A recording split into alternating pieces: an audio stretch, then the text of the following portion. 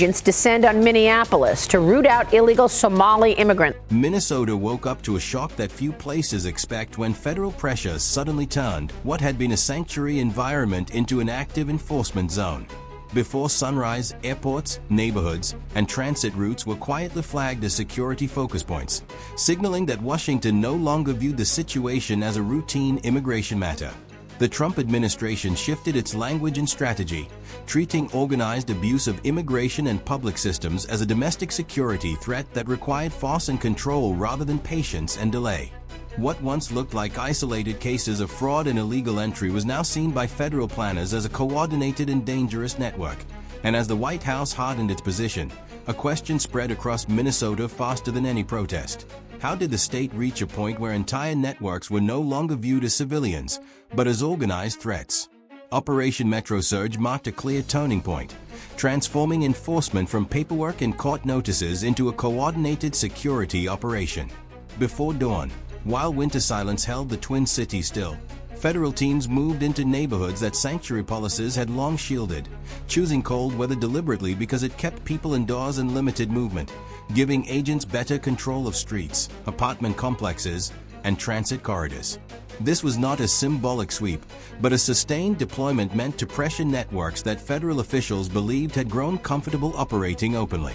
Hundreds of agents were assigned, many without visible identification to reduce risks of harassment or retaliation seen in earlier actions, while specialized units worked alongside federal partners, entering residential areas with prepared target lists and backup teams nearby.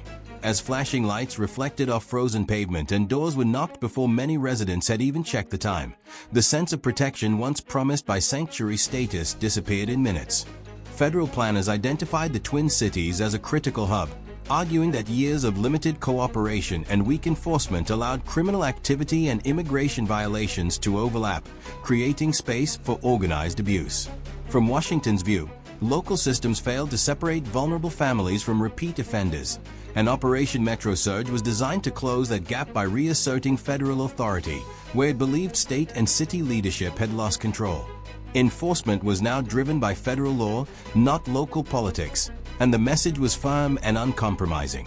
As the operation expanded, agents moved carefully through addresses tied to criminal records and immigration violations, stopping vehicles near housing complexes and waiting patiently while checks were completed, prioritizing control over speed to prevent confusion or escape. In many areas, the mere presence of federal vehicles drew residents to watch from behind curtains, unsure whether this was temporary or the start of something lasting. Public reaction followed quickly and intensely, with activist groups accusing the government of targeting communities rather than criminals, while local leaders warned of fear spreading through immigrant neighborhoods. Federal officials responded by emphasizing that their focus remained on individuals with prior criminal histories and unresolved violations, but the divide between these narratives widened with every arrest, turning quiet streets into symbols of a national conflict over borders, authority, and enforcement. Operation Metro Surge did not occur in isolation, as it was closely tied to a major fraud case that had already shaken Minnesota during the COVID pandemic, when funds meant to feed children were allegedly diverted into private wealth. Investigators described a system where paperwork replaced accountability, allowing false claims to pass unchecked for months, setting the stage for the crackdown. Court filings showed that money intended for emergency meal programs was used to buy luxury vehicles, expensive homes, jewelry, and overseas transfers to regions including China, East Africa, and Kenya, while families struggled during lockdowns. The realization that not a single meal reached the children fueled public anger, exposing how trust in public systems was exploited during a national crisis. Federal investigators argued this level of deception could only exist where enforcement was expected to be slow or absent, and destroying that expectation was a core goal of the surge. The operation also reshaped how federal officers monitored movement across the city, quietly observing transit hubs, parking structures, and commercial areas to study routines, vehicle flow, and daily patterns, making avoidance harder and mistakes more likely. For residents, the repeated presence of patrols and federal vehicles day after day created a sense of permanence that earlier efforts lacked, signaling that this was not a test but a sustained enforcement push. The slow, consistent rhythm of the surge became its own message, reinforcing that time and patience now belonged to the authorities.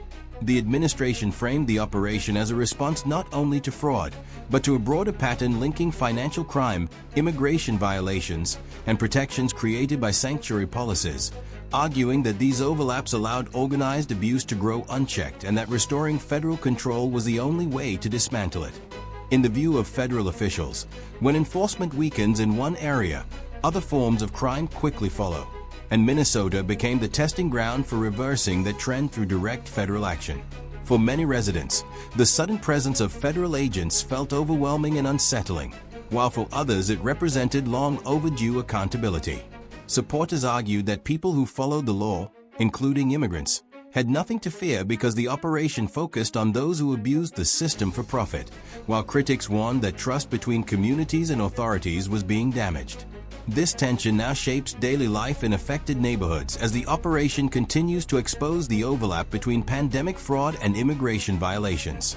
As enforcement unfolded on the streets, federal prosecutors quietly advanced the legal side of the campaign, turning courtrooms into the next battlefield.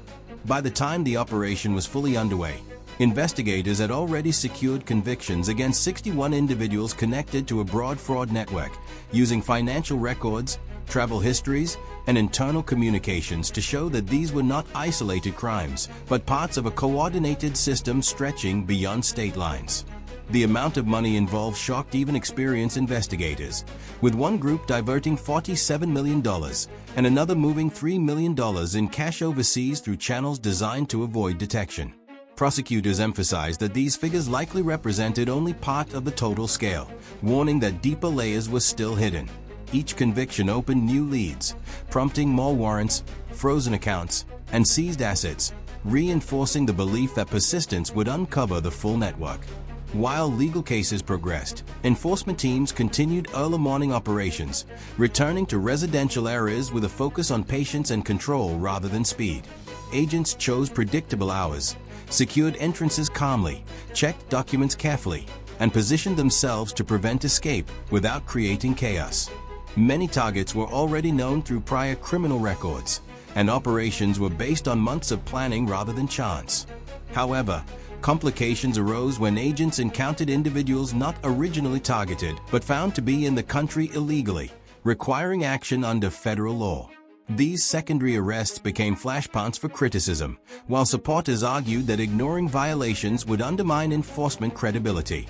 Tensions increased further when some citizens were temporarily detained during crowded operations where confusion and missing documents made mistakes more likely. Each incident drew intense attention, often spreading faster than official explanations, deepening mistrust and fueling public debate.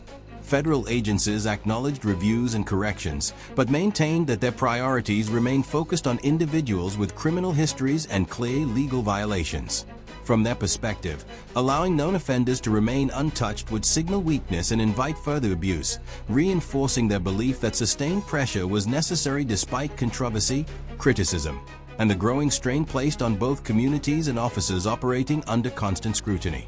In the view of federal officials, backing away from enforcement would only invite more abuse, and that belief hardened as protests grew louder and organized resistance took shape. Officers working on the ground felt the pressure of a national debate during even routine actions, aware that every move could be recorded and shared, yet they continued to follow procedure because consistency was seen as the only way to protect the mission. Streets grew quieter after operations, but tension remained, shaping how residents and authorities interacted each night once vehicles left and reports were filed. Arrests brought immediate changes to affected neighborhoods as movement slowed, routines shifted, and uncertainty replaced what once felt familiar. Some residents avoided public spaces out of fear, while others felt relief that long-ignored problems were finally being addressed, reflecting a deeper national divide over enforcement and safety. For federal planners, discomfort was expected because criminal networks rely on silence and predictability to survive, and disruption, even when unpopular, was considered necessary. Each arrest sent a signal that conditions had changed, a message meant to reach beyond city limits and influence how similar operations might unfold elsewhere.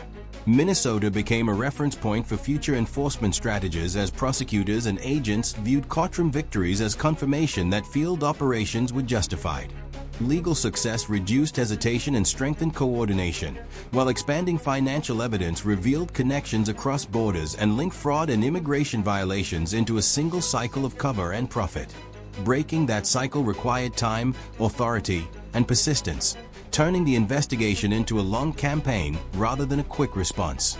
As pressure continued steadily across systems and jurisdictions, officials believed more arrests would follow without pause. Publicly, the administration supported this approach, describing it as protection of communities and taxpayers rather than punishment, while supporters welcomed action they felt had been delayed for too long and critics warned of overreach, deepening political divisions. For those carrying out the plan, results mattered more than approval, and Minnesota became a test of whether sustained pressure could dismantle organized abuse. As enforcement continued, the situation entered a more volatile phase where public response began shaping outcomes. Demonstrations grew, alliances formed, and political leaders took sides, turning operations into symbols of authority and resistance beyond courtrooms and doorways. The first signs of backlash appeared on cold sidewalks before sunrise as groups gathered near a hotel believed to house federal agents, bringing signs and chants into the quiet city streets. Local police moved quickly to manage the scene, forming lines and redirecting traffic to prevent clashes as multiple departments worked together to maintain order. Accusations followed as demonstrators claimed moral lines had been crossed while supporters argued that laws were finally being enforced, with perception spreading faster than confirmed facts through phone videos and online posts. Tension rose further when reports circulated that hundreds had been taken into custody since the surge began, turning the number into a rallying point for critics and proof of progress for supporters. Officers faced a careful balance, holding lines and repeating instructions while preventing escalation, knowing restraint was as important as authority. Beyond protest zones, daily life quietly shifted as residents avoided areas linked to enforcement, businesses adjusted hours, and the feeling of being watched lingered even when no officers were visible, leaving neighborhoods changed by uncertainty and the knowledge that enforcement had become a constant presence rather than a passing moment. This presence, even when agents were not visible, became one of the most lasting effects of the operation, creating a sense of pressure that many residents felt every day. Supporters of the federal action argued that protests were aimed at the wrong target and said enforcement only intensified because local systems had failed to stop clear abuse. For them, discomfort was an unavoidable step toward long-term stability. Critics saw the situation very differently, warning that the scale of enforcement risked breaking trust beyond repair. Stories of people being detained by mistake spread quickly, reinforcing fears of unchecked authority and deepening divisions in communities already under stress. One side described the approach as necessary firmness, while the other called it excessive force. Federal officials responded by maintaining a calm and disciplined message, repeatedly stating that operations focused on individuals tied to criminal activity and organized abuse, not entire communities. Protests did not change objectives or timelines, because officials believed backing down would encourage resistance and weaken future enforcement. This belief shaped decisions across agencies and reinforced the idea that consistency mattered more than public approval. Behind this stance was a broader assessment of the threat, as investigators concluded the fraud network was much larger than first believed, linking financial crimes, immigration violations, and cross-border money movement into a single system. These were not separate problems but connected parts of one structure, where weak oversight in one area provided cover in another and allowed networks to grow quietly for years. This understanding drove the decision to continue and expand enforcement. Federal planners warned that if the pattern seen in Minnesota was ignored, it could spread to other states, and sanctuary policies were viewed as openings that organized groups learned to exploit. Ending this cycle required more than arrests, demanding tighter control over systems that had been manipulated for a long time. As a result, the response shifted from a short-term action to sustained pressure, with stronger financial oversight, deeper coordination, and faster information sharing between agencies. Each arrest and each protest shaped the next phase, as the goal became not only dismantling one network, but preventing its return under another name. For residents caught between enforcement and protest, daily life became uncertain as familiar streets carried the weight of national attention, and conversations revolved around raids, custody numbers, and demonstrations. Fear, relief, and anger mixed together, changing routines and decisions in ways that felt far beyond local control. The administration framed the situation as a test of federal resolve, arguing that retreat would invite more abuse and encourage similar networks elsewhere. Minnesota became a signal to other regions, showing how federal authority would respond when systems were seen as failing. Protests were not viewed as a reason to stop, but as proof that pressure was being felt. Over time, the noise of demonstrations began to fade, but their effects remained as arrests continued, investigations deepened, and political consequences spread.